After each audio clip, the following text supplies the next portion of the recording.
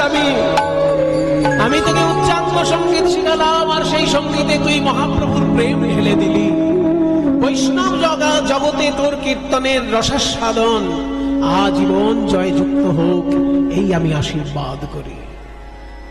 এইবার শ্রীনিবাস আচার্য প্রভু তিনি বৃন্দাবনের সেই যুগে চৈতন্য মহাপ্রভুর পরেই তাকে সম্মান করা হতো। বৈষ্ণব জগতে দ্বিতীয় চৈতন্য হিসেবে শ্রীনিবাস আচার্য প্রভুকে সম্মান করা হতো। কেন না, চৈতন্য মহাপ্রভু ঠিক যেমন দেখতে ছিলেন, ওই শ্রীনিবাস আচার্য প্রভু ঠিক সেই রকম দেখতে ছিলেন।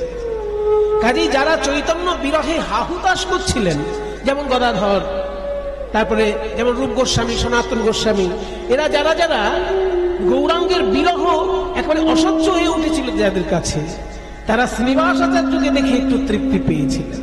তারা ভেবেছিলেন যেন নতুন করে গৌরাঙ্গ আমাদের কাছে ফিরে এসেছে। সেই শ্রীনিবাস আচার্য বৃন্দাবনে তখন সমস্ত বৈষ্ণবকে গোপী ভাবের সাধনা কিভাবে করতে হয় সেটা শিক্ষা দিতেন।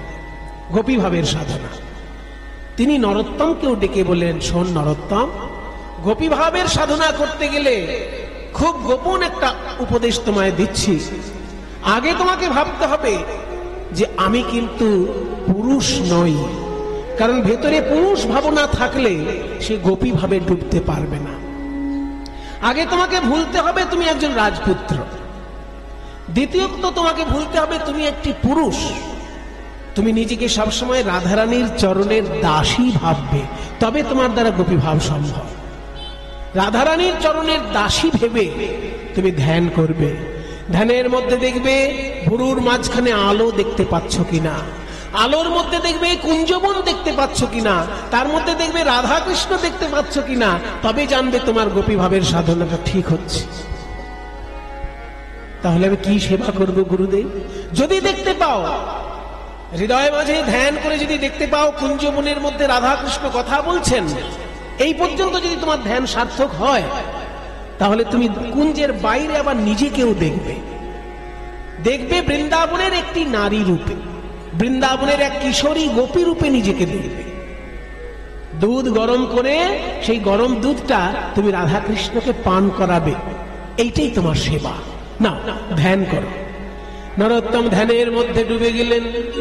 রাধা কৃষ্ণ প্রাণ মোর যুগল কিশোর, রাধা কৃষ্ণ প্রাণ যুগল কিশোর, আমার জীবনে মরণে গতি আর নাহি মোর,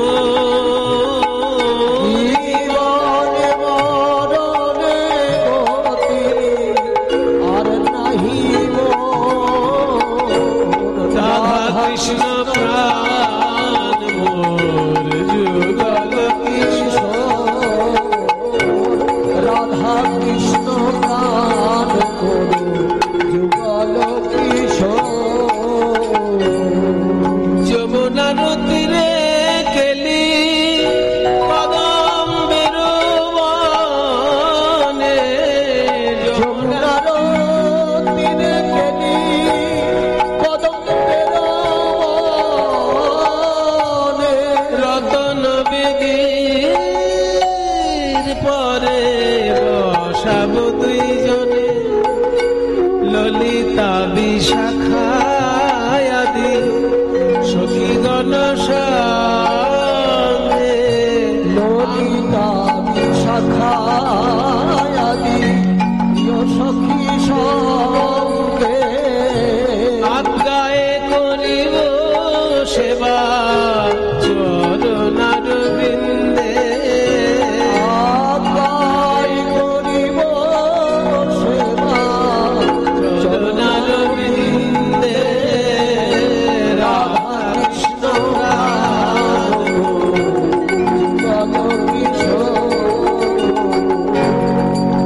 ধ্যানের মধ্যে ডুবে গেলেন নরোত্তম। ধ্যানের মধ্যে দেখতে পেলেন কুঞ্জবন, কুঞ্জবনের মধ্যে দেখতে পেলেন রাধা কৃষ্ণ কথা বলছেন, রাধা কৃষ্ণ কথা বলছেন। কুঞ্জে দেখতে পেলেন, আর কুঞ্জের বাইরে আবার নিজেকেও দেখতে পেলেন। গোপী ভাবে নরোত্তম সেইখানে দাঁড়িয়ে আছে। ভাবলে এই তো এইবার আমার সেবা করার সময়। দুধ গরম করছে বাইরে। দুধ গরম করতে গিয়ে ভাবলে একটু তো সময় লাগবে দুধটা গরম হতে। এই ফাঁকে আমি একটুখানি শুনি না রাধা কৃষ্ণের মধ্যে কি কথা চলছে। আসলে কুঞ্জ বনে তো বালি সিমেন্টের দেওয়াল নেই, লতা পাতার দেওয়াল, তাই বাইরে থেকে শোনা যাবে ভিতরে কি কথা হচ্ছে। তাই কুঞ্জ বনের ভিতরে রাধা কৃষ্ণ কথা বলছেন, আর কুঞ্জের বাইরে কান পেতে নরোত্তম শুনছে গোপী ভাবে। কিন্তু এটা ধ্যানের মধ্যে চলছে। আমি এখন যেগুলো বর্ণনা দিচ্ছি এগুলো কিন্তু শরীরে নয়, ধ্যানের মধ্যে চলছে। কুঞ্জের মধ্যে রাধা কৃষ্ণ কথা বলছেন আর নরোত্তম বাইরে থেকে শুনছে। রাধারানী গোবিন্দের চরণ সেবা করছেন আর গোবিন্দের কাছে মনের দুঃখের কথা বলছেন। পরাণ বধূ বধূ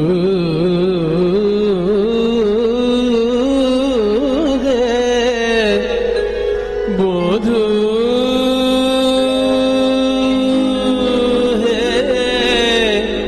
কি আর বলিব বধূ কি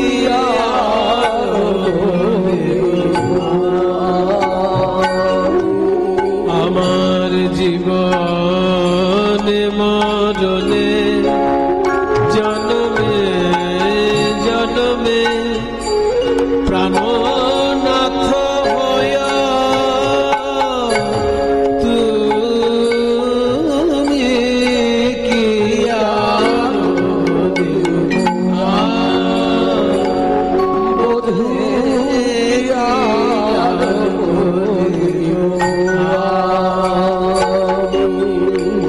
তোমার ও দুটি চরণে আমার পরাণে বাঁধিল প্রেমের ফাঁসি। সব সমর্পিয়া এক মন হইয়া নিশ্চয় হইলাম দাসী। বধূ হে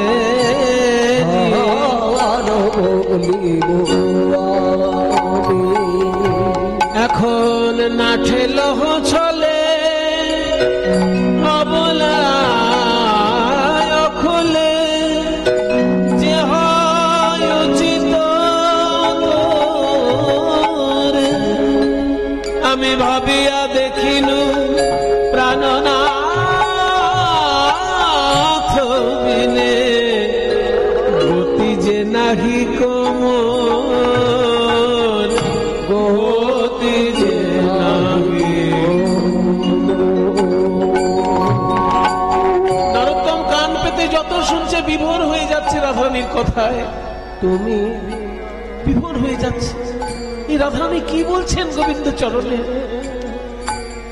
তাই বলে একুলে ওকুলে দুকুলে গোকুলে আপনা বলিব কায়। বড় শীতল জানিয়া শরণ লইনু ও দুটি কোমল পায়। জানিয়া শরণ লইনু ও দুটি কোমল আমায় চরণ ছাড়া করো না বধূ। আমায় চরণ ছাড়া করো না বধূ। আমিও বিনা মূল্যে বিকাইলাম। আমায় চরণ ছাড়া করো না বধূ। আমি বিনা মূল্যে বিকাইলাম। চরণ ছাড়া করো না বধূ। তোমাকে যদি আমি একটু দেখতে না পাই আমার কি অবস্থা হয় জানো? একটু যদি শুধু দেখতে না পাই তোমাকে, আখির নিমেষে যদি নাহি হেরি তবে সে পরাণে মরি। চণ্ডী দাসে কয় পরশ রতন গলায় গাঁথিয়া পরি। আমি বেড়াইব ব্রজের দ্বারে দ্বারে, বেড়াইব ব্রজের দ্বারে দ্বারে। কালো মানিকের হার গলায় পরে আমি বেড়াইব ব্রজের দ্বারে দ্বারে। কালো মানিকের হার গলায় পরে, তার দাসী বলে বড় গরম করে। কালো মানিকের হার গলায় পরে, আর দাসী কালো মানিকের হার গলায় পরে। আমি বেড়াইব দ্বারে দ্বারে, চণ্ডী দাসে পরশ রতন গলায় গাঁথিয়া পরি। মধু কি আর বলিব বলিব বলিব বলিব কি আর কি আর কি আর কি আর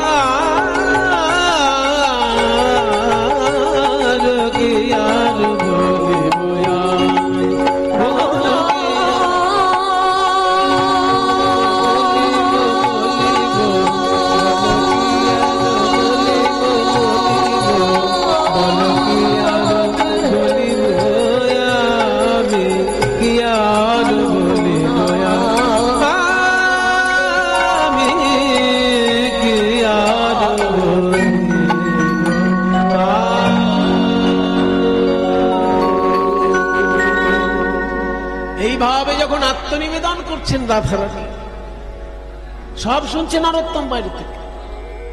শ্রীকৃষ্ণ এইবার বলছেন, এতক্ষণ রাধারানীর উক্তি ছিল, এবার কৃষ্ণ বলছেন, রাধে এই আমাকে কাছে পেলেই তুমি রাজ্যের কান্নাকাটি জুড়ে দাও।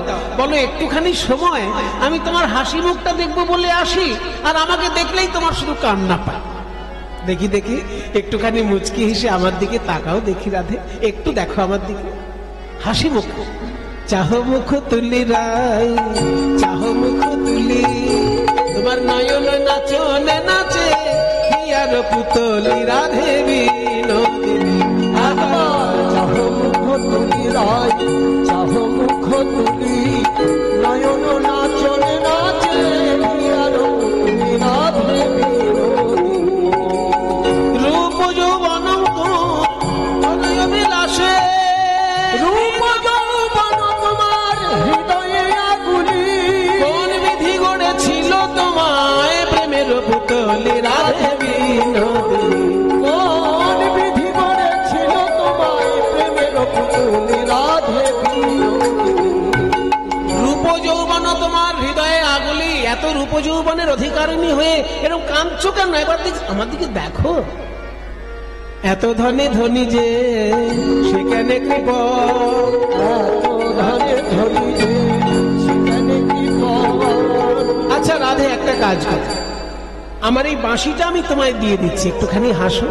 লেহ লেহ লেহ রাই সাধের মুরলি, লেহ লেহ লেহ রাই। সাধের মুরলি, আমি রাখাল ছেলে তো এমনি এমনি দেব না বাঁশি, আমি যদি বাঁশি দিই আমাকেও কিছু দিতে হবে। পরশিতে চাহি তোমার, পরশিতে চাহি তোমার, কি বলছি নরোত্তম?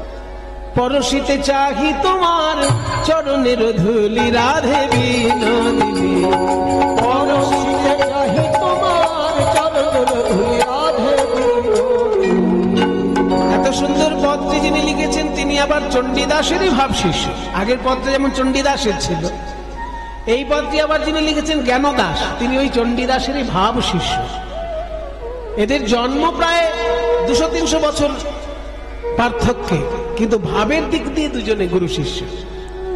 এত ধনে ধনী যে সেখানে কৃপণ, এত ধনে ধনী যে সেখানে জ্ঞানদাসে কহে কে বা বুঝিবে মরম রাধে বিনোদিনী।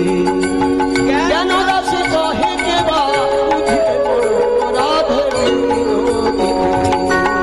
এইরকম কথোপকথনের শুরু হয় কিন্তু শেষ হয় না, তাই না? এই যে প্রিয়তম আর প্রিয়তমা যখন গল্প করে কোথাও, সেই গল্পের শেষ আছে কি? শুরু আছে, কিন্তু শেষ নেই। শেষ করতে গেলে গায়ের জোরে শেষ করতে হয় বা পরিস্থিতির চাপে শেষ হয়। তা নাহলে প্রিয়তম আর প্রিয়তমার গল্প এ কখনো শেষ হয় না, শুরুটা হয় কিন্তু শেষ হয় না। তাই নরোত্তম যখন শুনছেন সেই কথায় বিভোর হয়ে গেছেন। এদিকে দুধটা যে গরম হয়ে উথলে যাচ্ছে বুঝতে পারেনি। যেই দুধটা উঠলে গিয়ে দুধ পোড়া গন্ধ বেরিয়েছে, তখন চমকে উঠল নরোত্তম যে আমি তো রাধা গোবিন্দের কথা শোনার জন্য ধ্যান করছি না, আমি তো তাদের সেবা করার জন্য ধ্যান করছি। তো দুধটা যদি পুড়েই যায় তাহলে আমি সেবা করব কি করে? এই ভেবে নরোত্তম ছুটে সেই গরম দুধ যখনই নামাতে গেছে, হাত দিয়ে ধরে যখনই গরম দুধ নামাতে গেছে, হাতে ফোসকা পড়ে গেল। সঙ্গে সঙ্গে নরোত্তমের ধ্যান ভেঙে গেছে, ধ্যান ভেঙে গেল নরোত্তমের। চিৎকার করে বলে উঠল, গুরুদেব এ আমি কি করলাম? পরের দিন যখন শ্রীনিবাস আচার্যের গায়ে তেল মাখাতে গেছে, নরোত্তম হাতটা চাদরের মধ্যে লুকিয়ে নিয়েছে। লুকিয়েছিস কেন রে? দেখি দেখি, এই বলে যেই চাদরটা সরিয়েছে, দেখে হাতে ফোসকা পড়ে গেছে। এ কি নরোত্তম, তোর হাতে ফোসকা পড়লো কি করে? শ্রীনিবাস আচার্যের চরণে আছাড় খেয়ে পড়ল নরোত্তম। বলে, ওগো গুরুদেব, তুমি তো কৃপা করে আমায় গোপী ভাবের সাধনা করতে বললে, কিন্তু আমি যে ওই গোপী ভাবে ডুবে গিয়ে কুঞ্জের মাঝে রাধা গোবিন্দের কথোপকথন শুনতে গেলাম, তাতে বিভোর হয়ে গিয়ে ওদিকে দুধ উতলে গেল, আমি আর সেবা করতে পারলাম না। আমি তো কৃষ্ণ সেবার যোগ্য নই হে, আমি কৃষ্ণ সেবার যোগ্য নই হে। আপনি কৃপা করে সেবা দিলেন বটে, আমি তো কৃষ্ণ সেবার যোগ্য নই হে। কৃপা করে সেবা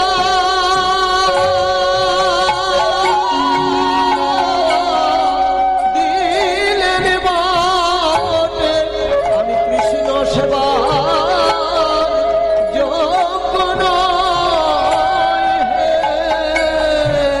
আপনি আমাকে কৃপা করে বললেন গোপী ভাবে সাধনা কর, আর আমি সাধনা না করে রাধা কৃষ্ণের কথা শুনতে গেলাম, তা আমি সেবায় বঞ্চিত হয়ে গেলাম, আমি নরাধম।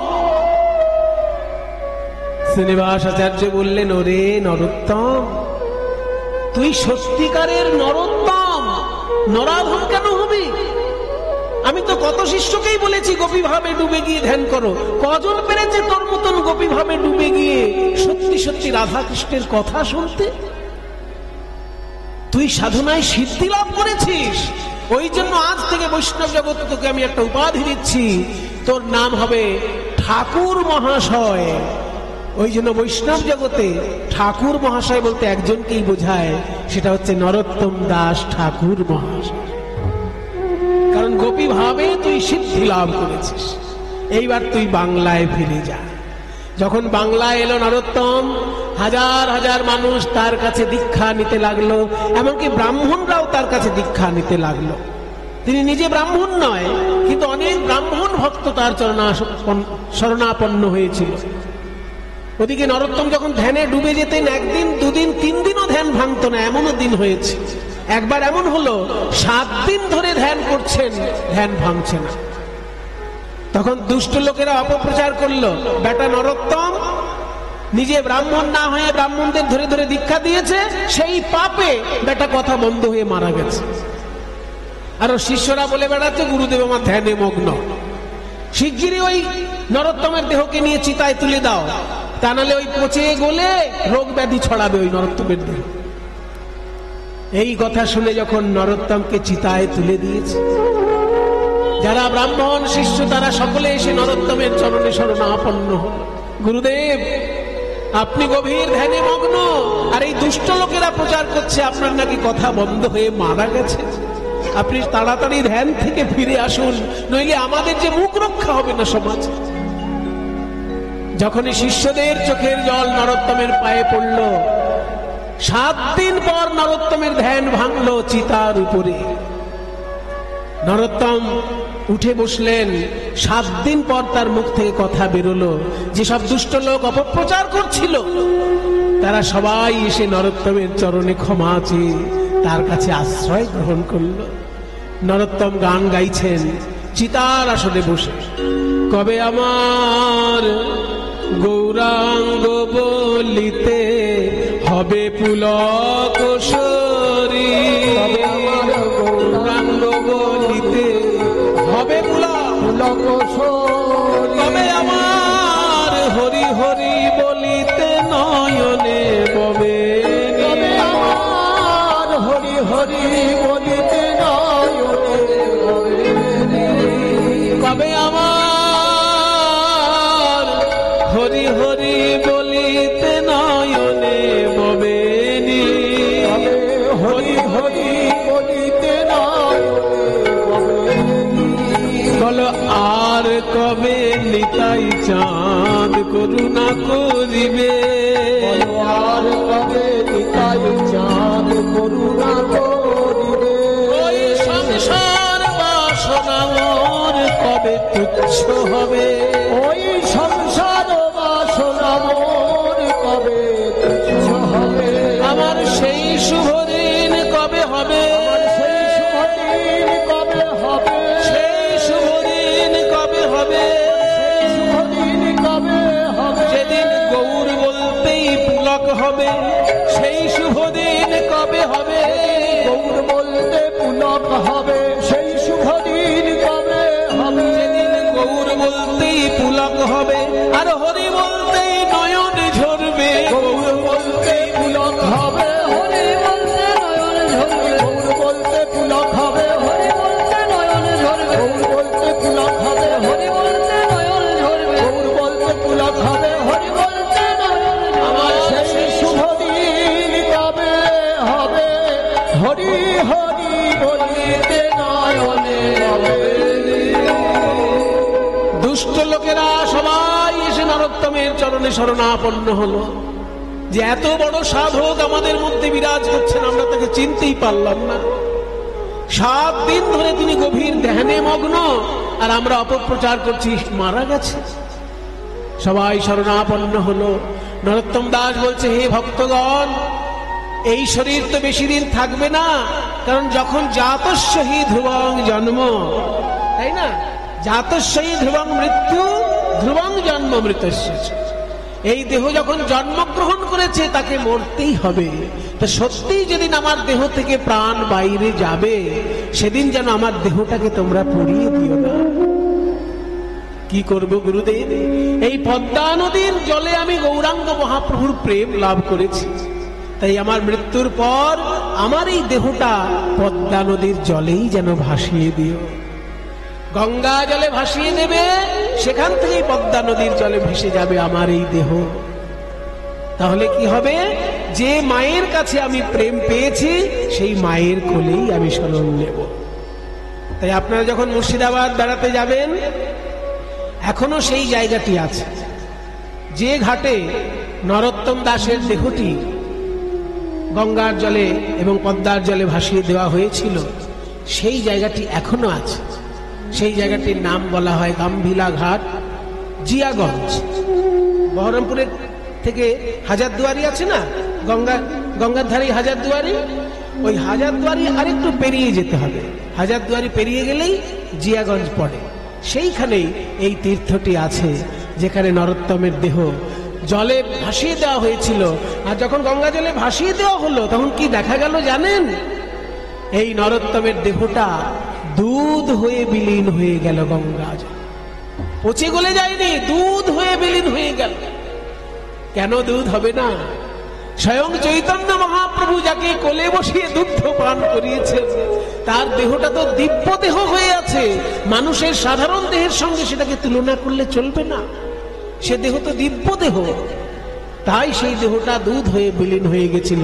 আমাদের ভাগ্য ভালো, সেই তীর্থটা এখনো পশ্চিমবঙ্গের মধ্যেই পড়েছে। যদি বাংলাদেশে পড়তো হয়তো আমাদের ভিসা পাসপোর্ট করে দেখতে যেতে হতো, কিন্তু ভিসা পাসপোর্ট লাগবে না। আপনারা হাজারদুয়ারি বেড়াতে গেলেই আর দুপায়ে গিয়ে যাবেন জিয়াগঞ্জে, ওই গাম্ভীলা ঘাট আছে যেখানে নরোত্তম দাস ঠাকুরের ওই তীর্থটি দেহটি বিলীন হয়ে গেছিল জলের সঙ্গে। তাই সবাই মিলে একবার নরোত্তম দাস ঠাকুরের জয়ধ্বনি দিন।